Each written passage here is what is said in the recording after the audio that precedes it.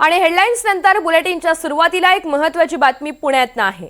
पुण्यामधील शिवसेनेमध्ये प्रचंड नाराजी आहे अशी माहिती सूत्रांनी दिली आहे। पुण्यामधील शिवसेनेच्या बैठकीमधून शहर प्रमुख नाना भानगिरे हे बाहेर पडले। नाना भानगिरे शिवसेना बैठकीमधून अचानक बाहेर पडले। शिवसेनेमधील नाराजी नाट्य पुन्हा एकदा त्यामुळे समोर आलेलं आहे। युती म्हणून जागा वाटप होताना सेनेचंच बिनसलेलं आहे। पुण्यामधील रामी ग्रँड हॉटेलमध्ये या संदर्भातली एक महत्त्वाची शिवसेनेची बैठक सुरू होती, मात्र याच बैठकीमधून नाराजी नाट्य समोर येत आहे। पुण्यामधील बैठकीमधून शहर प्रमुख नाना भानगिरे हे बाहेर पडल्याचं समजतंय। तर त्यांच्या नाराजीचं नेमकं कारण काय हे अजूनही स्पष्ट झालेलं नाहीये। मात्र पुण्यामध्ये एकंदरीतच जागा वाटप आणि या युती संदर्भात शिवसेनेची प्रचंड महत्त्वाची बैठक सुरू असतानाच यामध्ये नाराजी नाट्य पाहायला मिळत आहे अशी माहिती सूत्रांनी दिली। रेवती हिंगवे आपल्यासोबत आहेत, त्यांच्याकडनं अधिकची माहिती जाणून घेऊयात। रेवती, शहर प्रमुख नाना भानगिरे हे अचानक बैठकीमधून बाहेर पडले, नेमकं कारण काय सांगितलं जातंय?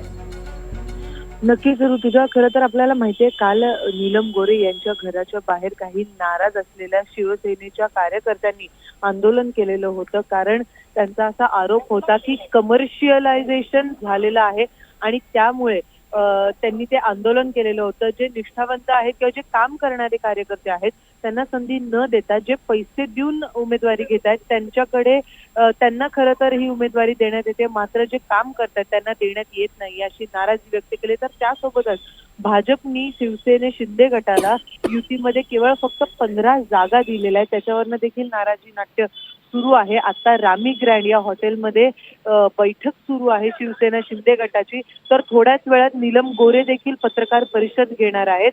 तर हे जे नाराजी नाट्य आहे ते आता आणि नाराजी नाट्य तर आहेच आहे, पण त्यासोबतच जो अंतर्गत वाद आहे तो देखील चव्हाट्यावरती आलेला पाहायला मिळतोय आणि अशी देखील माहिती मिळते ऋतुजा।